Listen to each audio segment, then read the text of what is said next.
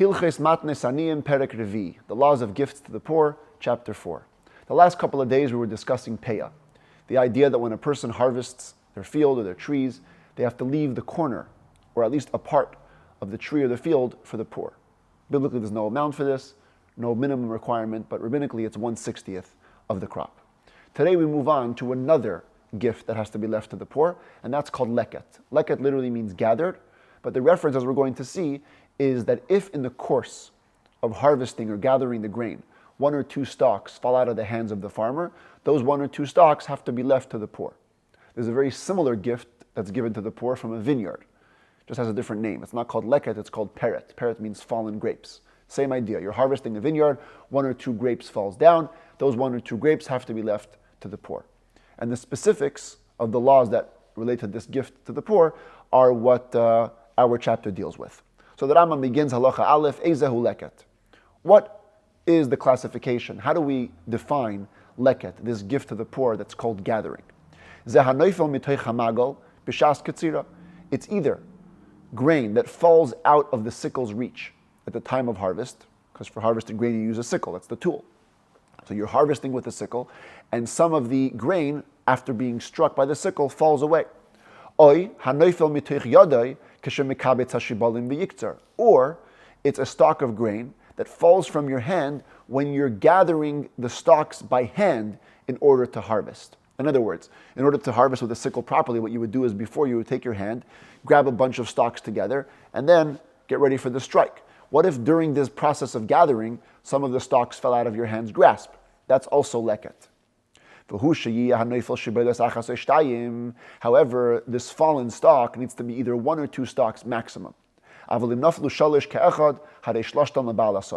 if three or more fall out at once, all three belong to the owner of the field. They're not given to the poor. Stalks that fall from behind the sickle or behind the hand, as the commentaries explain this means when you're moving the sickle backwards or your hand backwards. Because leket only applies in the natural course of harvesting. So when you take a sickle, you're going to harvest it with a forward motion. What if when you're going backwards with the sickle, a stalk of grain falls out? Or when you're going backwards with your hands, one of the stalks of grain falls out? That, afilu shibeilas achas, even if it's one stalk, eino leket, is not leket. Just notice in this entire chapter, whenever we're going to say something is leket means it has to be left for the poor. When you say something is not leket, that means even though it's fallen, it's not considered in the category of leket, doesn't have to be left to the poor, and can be kept by the owner of the field. Halacha beis, haya kaitzer b'yad b'lei magal. What if the person was harvesting manually, completely, with no sickle at all? He wasn't gathering to strike it with a sickle, he wasn't harvesting with a sickle, he was simply pulling stalks out by hand. Any stalks that fall out of his hand are not leket. They're kept by him, not to the poor. However, if you're picking things that normally should be picked, say a carrot. Carrots you don't harvest with a sickle. Carrots you pick out. So something like that. I'm just giving it as an example. The point is, you're doing an act that's normal. That's the way you harvest this produce.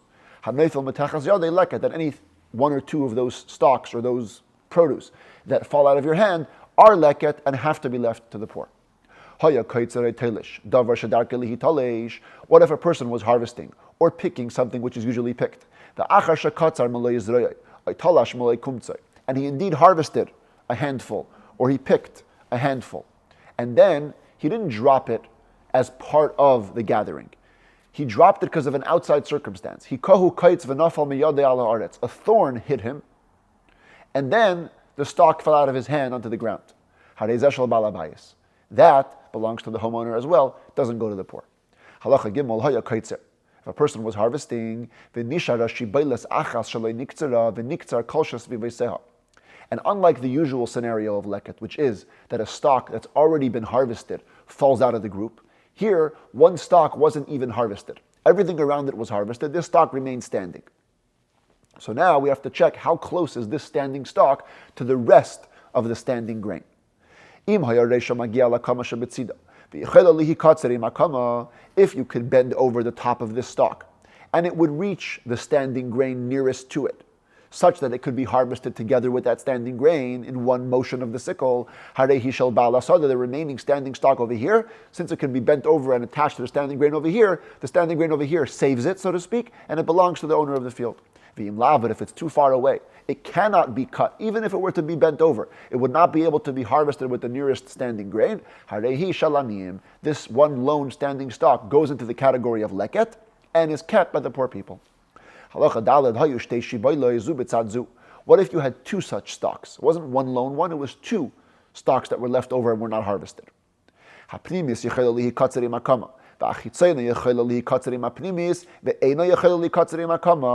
here's the scenario. The innermost one, in other words, the one that's closer to the nearest standing grain, could meet the criteria we just said in the last halacha. It could be bent over and cut with the nearest standing grain. However, the one next to it, while it could be harvested with this one, with this other lone stalk, it cannot be harvested with the other nearest standing grain. So one would think, if we simply applied the principles in the last halacha, that only the inner one, only the closer one, should be saved, while the outer one must be left to the poor. Says the Rambam, no. Hapnimis nitzeles umatzeles esachitzayna. The inner one, the closer one, is saved by virtue of the fact that it's close to the standing grain, and the outer one is saved by the inner one. Because it's in the vicinity of the inner one, which the inner one is in the vicinity of the standing grain, all of them are saved and they all belong to the homeowner. Because it's like the stalk fell out of the sickle's reach, even though it wasn't harvested. And this last line clearly is not a reason for the last halacha. It's a reason for the core issue. The idea that when you have two lone stalks, they could be considered as though they fell out of the sickle's reach, even though they haven't been harvested, and therefore they should be treated like leket, if not for the fact that they can be bent over and cut with the nearest bystanding grain, therefore they are saved. In general, a stalk that's discovered in a pile of stubble, the hay, part of the straw, the unedible part of the stalks, they belong to the homeowner, not to the poor. If you have wind that caused a bunch of stalks to fly away, in other words, the grain was harvested, and then comes a wind and blows some of those harvested stalks away. And now you have a mixture created. The harvest of the home of the field owner was mixed with leket. In other words, let's say in the course of the harvesting, there was indeed one or two stalks that fell down and should belong to the poor. The rest of the owner's stalks are on this side. Comes a wind, blows those stalks away, and they're now in the pile together with the stalks that belong to the poor. What do? What belongs to the poor? So here, because the wind is beyond the person's control, he didn't do anything to mix the leket with the permitted stalks. He had leket here, reserved for the poor, his own stalks here, and the wind came and mixed them up. So what we do is we do the process of estimation. We estimate how much would a field of this size typically produce in leket, because leket isn't just once per field, it's once per gathering. Every time you gather, if one or two stalks fall, they belong to the poor. So how many times would that process happen in a field of this size? And that's the amount you should give to the poor. The reason we follow this guesstimation process is because it's a circumstance of aynas. It's beyond his control. What is this guesstimation? How much could a field usually produce of leket? Here's how we define it. 4 kav of grain per every area where you could plant a kor. Kor is 30 sa'ah. These are all dry measurements. A kor is 30 sa'ah. Every sa'ah is 6 kav, which means if you have an area where you can plant a kor, that's an area where you can basically plant 180 kav, because 30 sa'ah times 6 is 180 kav.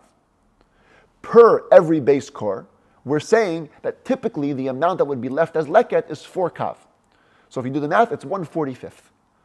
Essentially, for every base kor area, for every area where you can plant 30 sa'ah of grain, 1/45 of that should be left to the poor, and in the case where the wind will mix them up, that's how much grain has to be set aside for the poor.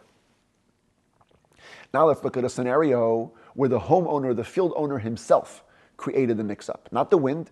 He purposely did something which caused regular grain to be mixed with leket. Here, we're going to be a little harsher with him. Leket shenaf ala aretz v'leiliktu aniyim. If there was leket that fell to the ground and wasn't yet gathered by poor people, it's supposed to be left there, reserved for the poor. Uba ba'al asada, comes the field owner, v'higdish es hakatzir shaloi al haaretz, and he decides, the poor people haven't come yet, he's going to take his stalks that he harvested and make a pile out of it right there on the ground where the leket was. And now he wants to know, 1 second, there was leket under the pile, what do I do? How much do I give to the poor? What should you do? He needs to move the entire stack of grain to another place. And every stalk which is touching the ground belongs to the poor. We don't know which was the original leket, which was the original stalks that fell and should belong to the poor. And whenever we're in doubt whether something belongs to the poor or not, we rule stringently and we give it to the poor. Shanemar, because it says in the verse which describes the gift, tazoid, you have to leave them. Leave them means sometimes you got to leave them a little extra. When in doubt, leave them what should seemingly belong to you. So over here, since the homeowner, the field owner, made his stack on top of the leket, when he clears it, any stalks touching the ground belong to the poor. Why don't we follow the procedure in the last case when the wind came? Why don't we simply estimate how much this field should produce? And that's how much you give to the poor. Says the Rambam, because he transgressed and made his pile on top of the leket, the rabbis penalized him. And they penalized him in all cases, across the board. Even if it happens to be that in this case he was inadvertent about it. Even if the leket was barley and the stack that he created was wheat, so clearly there's no wheat that belongs to the poor. Doesn't matter. Because once the rabbis penalized them in the general case, they imposed this fine in all cases. Even if it wasn't so much his fault, he called the poor people to come collect the leket. They just didn't come. And more so, even if it wasn't him who made the stack, somebody else made the hay stack or the grain stack on top of the leket. We have what's called loy plug. Loy plug means rabbis don't differentiate. Once they impose a penalty in one case, it applies in all similar cases. So anytime there's a stack that's formed on top of leket, once you clear away the stack, whatever is touching the ground belongs to the poor people. A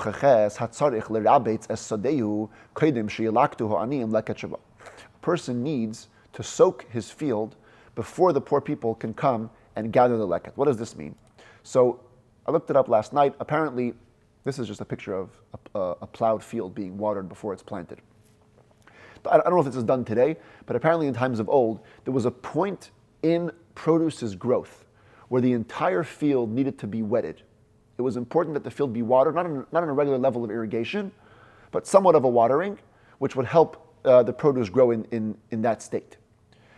When that watering has to be done, you have a very short time frame of when you can do it. You can't miss the time frame, otherwise it'll damage the produce. So the Rambam now considers the following scenario. There's a person who harvested his field, and there's leket on the ground there. And now it comes that time, either because the next crop is growing or for whatever reason, he needs to wet his land. But the poor people haven't yet shown up. If he wets the land, he'll save his own field but ruin the leket produce. If he doesn't wet the land, he'll save the leket produce for the poor, but he'll lose damage on his field. So what do we do? Says the Rambam, im hazekoi meruba, al hefsat haleket, if the damage he's going to incur is greater than the loss that's going to be caused by destroying the leket, mutar l'rabetz. We tell the field owner, you can go and wet your land, do your thing. But if the loss that's going to be caused by destroying the leket is going to be more than the loss he's going to incur if he doesn't wet his land, you cannot wet your land. But there's a third option. It doesn't have to be a lose-lose situation for somebody, for either the field owner or the poor people. Everybody can win. How can everybody win? If the field owner would gather in all the leket, put it on top of the fence so he can wet his land, and leave it there for the poor person to collect, that is an act of piety. That's going beyond the letter of the law, and you can do this so that both the poor person and you both gain. If somebody discovers some stalks or some grain in ant holes. This is a close-up view of an ant hole, but basically, you can look it up online. You'll find a more beautiful images of this. There could be a field of crops, and somewhere in the field, ants will create a hole, and they'll actually take some of the crops down to their hole. So what do you do if after you harvest the field, you find some stalks or some grain in the ant holes? If the end holes were in the area where the standing grain was, that belongs to the field owner, because poor people don't have the rights to their gifts in standing grain. They only have the rights once it's been harvested. But if you find the end holes in the place where the grain was already harvested, it belongs to the poor. Because you can assume, perhaps, at least on a stringent level, you can assume, out of doubt, that the ants dragged some of the leket to their end holes. Even though in the moment of discovery the grain is black, which would seem to indicate that it's old, we don't say it's from last year. We have this principle again. When you're in doubt whether something is leket, you have to consider it leket. Give it to the poor out of doubt. If you have a stalk that was leket, you know it was meant for the poor, and it gets mixed into a big grain stack. So this is not a case of what we had before when the wind blows them together or you put your stack on the leket. The leket got mixed into the stack. So what do you do? And the reason why this is a bigger question is because of a principle we mentioned actually also once before, earlier in these laws. Every time a person has his own personal produce, he needs to take truma and meiser, 2% to the Kohen, 10% to the Levi. There are gifts that have to be given from your own produce. However, the gifts to the poor that are taken from the produce are exempt from being tithed. They don't have to be tithed. So now you have a question here because you have leket mixed into the haystack, mixed to the grain stack. Whatever you're going to pull out may be that which belongs to the poor and doesn't have to be tithed, but it may be that which belongs to you and has to be tithed. And untithed grain is not a happy story. Really want to stay away from that. So what do you do now? How do you resolve the issue? How do you know whether you have to, if you're going to pull out a stock of grain to give to the poor, whether you have to tithe it or not? So the Rambam proposes the following solution. Take out 2 stalks, and then say about one of them. Take one and make the following declaration. If it happens to be that I pulled out the one that originally belonged to the poor, good, it's going to go to the poor. If it's not the one that belonged to the poor, really it's mine and I have to tithe it, so let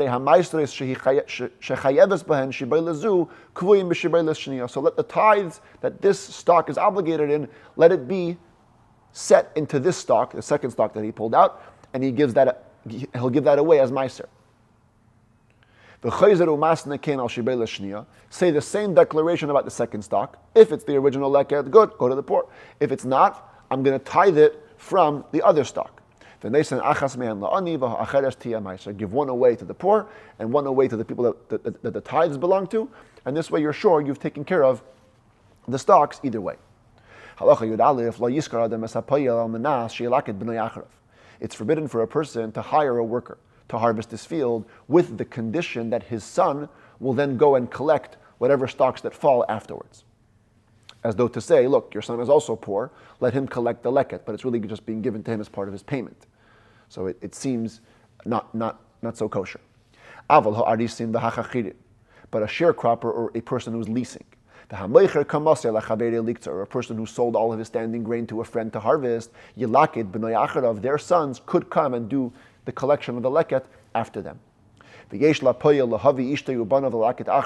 And a worker who was already hired, if it wasn't part of the original hire contract, he can then bring his wife or children to collect whatever fallen stocks after him. Even if he was hired on a percentage, he's going to take half of the harvest or a third or a quarter, doesn't matter. Once he's been hired as a regular worker, he can bring his wife and children to collect the leket after him. If a field owner doesn't allow poor people to collect their due shares of leket, or he lets one but not the other, or he helps one over the other, you're committing robbery against the poor. It's their gifts. They need to collect it at their pace, whoever it is. First come, first serve. It's forbidden for a person to put a lion in his field and say, hey, you know what? I'm not stopping you, but beware of the lion. Come at your own risk. You can't do that. So the poor people see it and run away. If there were poor people that were at the field that shouldn't be taking leket, we're going to define this later in these laws. You have to be at a certain income bracket in order to be eligible to take these gifts to the poor. So what if you spot coming to your field poor people? They're poor, but they're not that poor where they're eligible to be taking this leket. If the owner can protest against them, good, protest. If not, to keep the peace, let them be. As long as there's other poor people that deserve to get the leket, let them go together with each other. Halacha Yudalet. Hamafkir es haleket im nefilas rubai. A person decides, once most of the leket has fallen in his field, that he wants to declare it hefker. If he leaves it as is, only the poor people can take it. If he declares it ownerless, everybody can take it. So there's no problem in the essential declaration of making it ownerless because you're still letting it go from your own possession. The question is, can you do that or not? So the Rambam says, if most of the grain is already fallen, einay hefker. That declaration is not a good declaration. Once most of the leket has fallen, you don't have authority over it. Its status is defined as leket belonging only to the poor. And therefore only the poor can take it. You don't have the authority to give it also to the rich by declaring it hefker. And now we move on to the second category that's like leket, what I mentioned before, that comes about vineyards. Ezahu peret. What is peret? Fallen grapes. Ze garger echad, shnei gargerim. It's one or two individual grapes, hanifratim min ha'eshkol b'shasa b'tzira, which separate from the cluster during harvest, and they belong to the poor.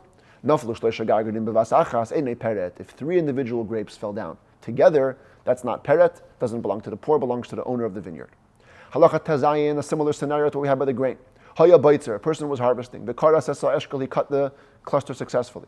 V'husbach be'olav v'nafal ha'aretz v'nifrat. And then he got tangled into the leaves of the vine, and because of the entanglement, the cluster fell out of his hand, and some grapes dropped. Einay peret. That's not peret. It's not fair. You lost control of it for a different reason. It doesn't belong to the poor.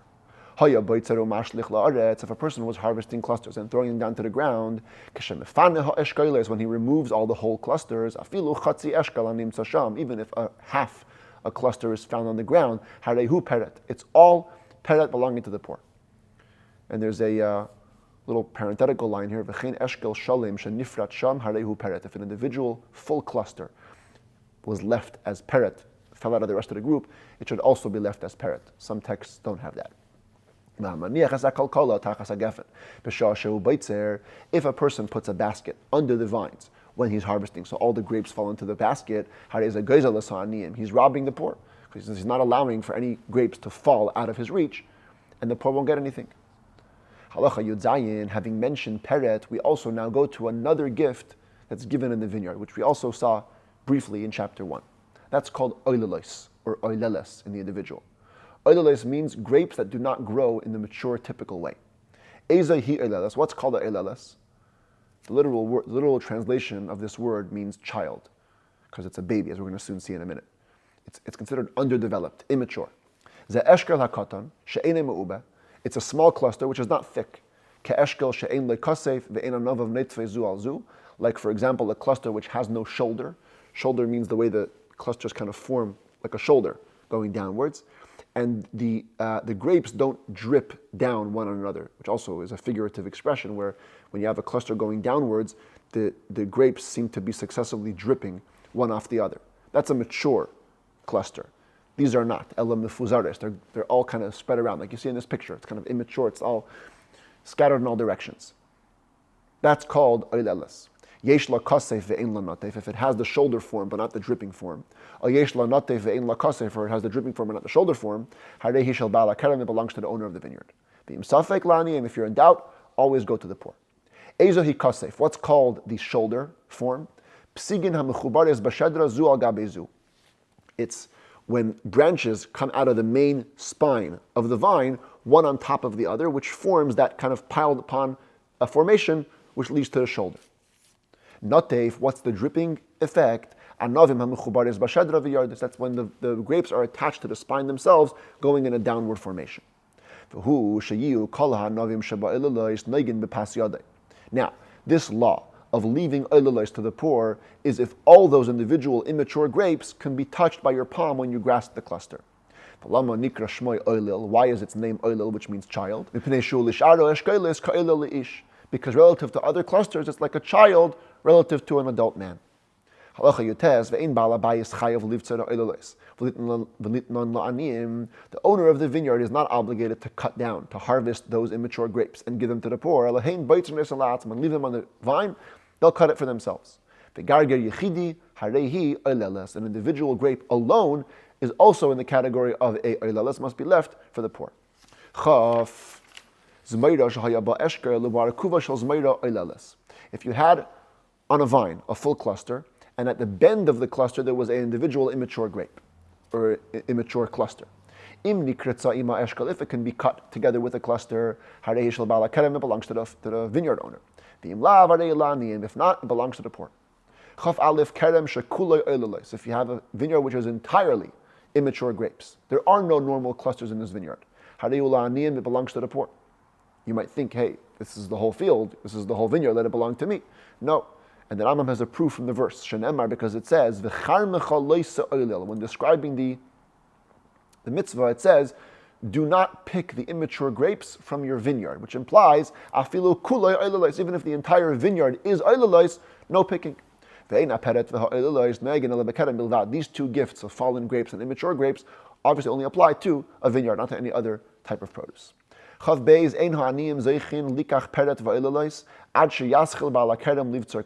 people cannot run into a vineyard before the guy begins harvesting and find all the immature grapes taken for themselves. The poor people only have a right to fallen grapes and immature grapes once the field owner begins to harvest his vineyard. Because it says, then when you harvest your vineyard, then don't go and taking the immature grapes, which means that the law applies only once you begin harvesting the vineyard. How much must the vineyard owner harvest in order to give the right to the poor people? 3 clusters that will produce a revius of wine, about 3-4 ounces of wine. If a person declares his entire vineyard hektish to the temple treasury, before the grapes have a chance to become big enough so you can differentiate and see which are the immature grapes. Even later, when the grapes do mature and it's revealed which ones are the oilelos, they don't belong to the poor because it's already been consecrated before. But if the person declared his vineyard hektish after the immature grapes already formed and already became known, those immature grapes belong to the poor. But the poor people should pay a little fee to the temple treasury for whatever increase in value they get while they keep growing before the poor people take them off of the vines. If a person prunes a vine after the immature grapes have already come to the fore, he's allowed to prune normally. Whatever you have to cut away a cluster, cut away an immature grape, cut away an immature grape. You don't have to be careful and only leave those immature grapes for the poor as they are. Whatever you have to cut in the process of pruning, cut. If a Gentile sells his vineyard to a Jewish person to cut his vineyard, the Jew, even though he's working on behalf of a non-Jew, has to leave the immature grapes to the poor. If there was a Jew and a Gentile who were partners in a vineyard, the